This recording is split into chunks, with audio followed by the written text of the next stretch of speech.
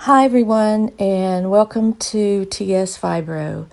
I'm sorry it's been a while since I've done a video, but I've been in one of my mental fibro flares where I can't concentrate, I can't read anything and know what I'm reading, I can't focus. So, and I know everyone out there who has fibro understands this, because when you get in one of those, trying to focus or trying to do a task that takes any kind of mental capability is just not going to happen. And the harder you try, the more anxiety you get, the more overwhelmed you get, so you shut down. Or at least that's what I do. So I have to back off of it and then just accept it and wait till it wears off. And sometimes that takes a while, which in my case this time it did. So I'm sorry about that, and I'm going to try to get back into it. Today I want to talk about the social anxiety that we feel when we go out. The guilt we have because we don't go out when our friends call and invite us out to dinner or wherever it may be. We want to go, and a lot of times we'll say, yes, I'd love to, because you're feeling good that day.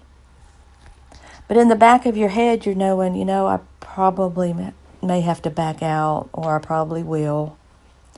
And when the day comes, you do. You call. Either you're hurting too bad, or you just can't bring yourself to get in that car and drive anywhere. I know it's hard, but can you remember what it was like before fibromyalgia hit your body? When you'd be able to go to work, come home, you could cook dinner, take care of your kids, clean the house, do the laundry, go out to eat. On the weekends, go hiking or fishing or go shopping all day long. That was you doing it. You knew it was you doing it. But when you have fibromyalgia, when it finally hits you, living with it can make you feel like something or someone has invaded your body. You react in ways that you didn't used to react to. You often overreact. You often lash out or push loved ones away.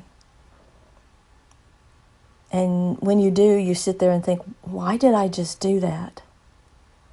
You have energy levels that go up and down, mostly down. And chronic pain often results in canceled plans, taking you from this vibrant social butterfly you used to be into someone that feels like an unreliable flake. The guilt that comes with these actions can leave you feeling even worse. But it's important for you and those who love you to remember that you are not acting this way. It's not a choice you're making. Your actions are a direct result of how the symptoms of fibromyalgia affect you and your body. And here are some answers to the questions you may be asking yourself. Why do I lash out at people? Why do I get angry so easily? Why am I afraid of stuff? In addition to being more sensitive to sensory inputs, you may be more likely to perceive them as dangerous, causing you to react negatively. This can even mean you interpret a loving or positive act as something threatening or harmful. These issues may be tied to a key symptom of fibromyalgia. Guess what that is? Difficulty sleeping. That causes so many issues.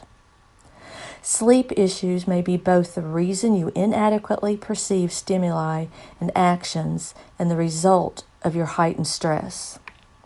A 2017 study examined the connection between sleep deprivation and the way we process fear.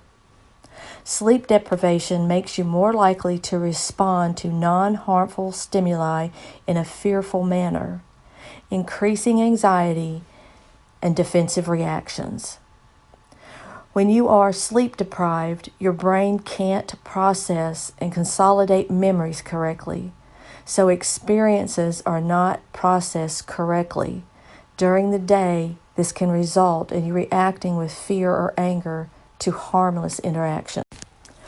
Why do I find myself wanting to stay home rather than to go out with my friends or my family? Living with fibromyalgia can be an experience in contradictions. You miss the life you led, but at the same time you want to avoid interaction.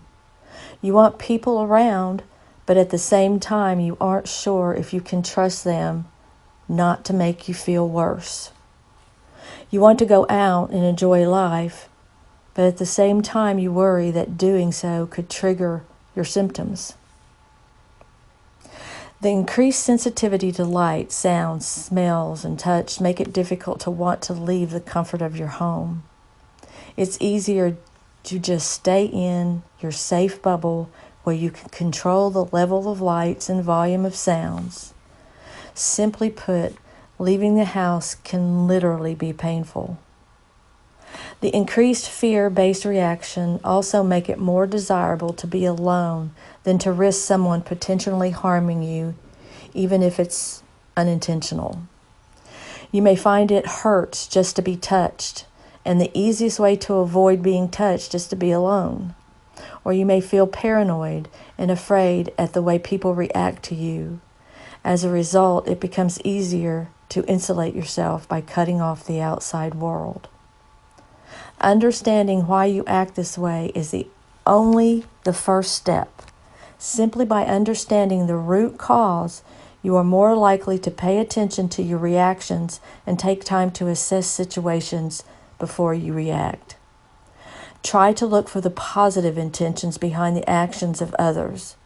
When you feel anxiety and other negative emotions increasing, take a deep breath and remind yourself that this is your illness talking.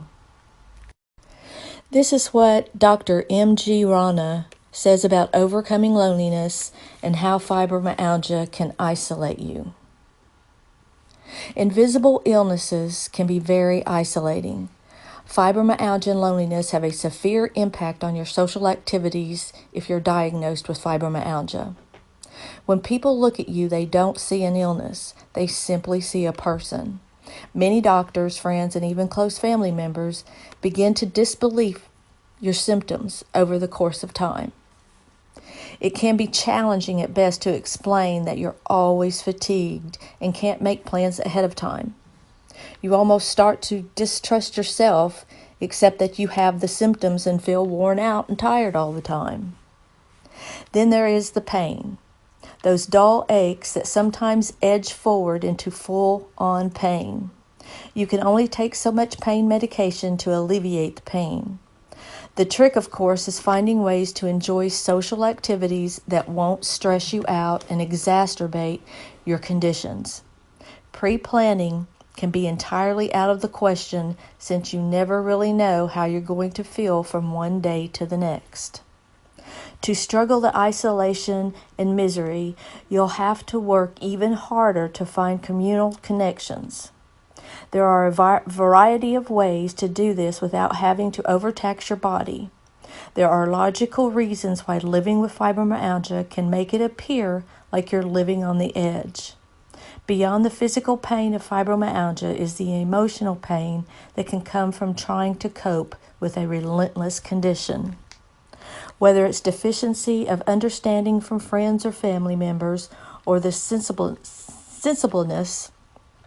of working through fibromyalgia pain, exhaustion, and other fibromyalgia symptoms, it's simple to feel that you're set adrift when you are affected by both fibromyalgia and depression, as many are. You begin to see the outside world differently. This is the nature of depression. It makes good things bad and bad things seem even worse. Additionally, it makes people take illogical and irrational actions in the name of depression.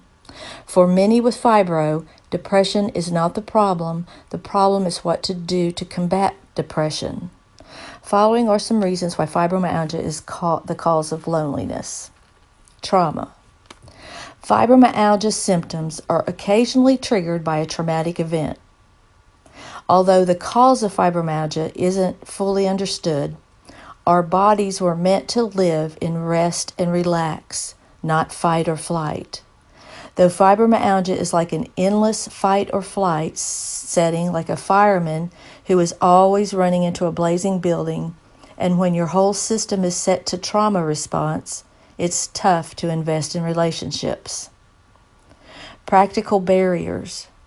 Pain, fatigue, and related problems such as sleeplessness and mood changes can make it difficult to show up at social events or even work up the energy for a phone call. These barriers can isolate and depression.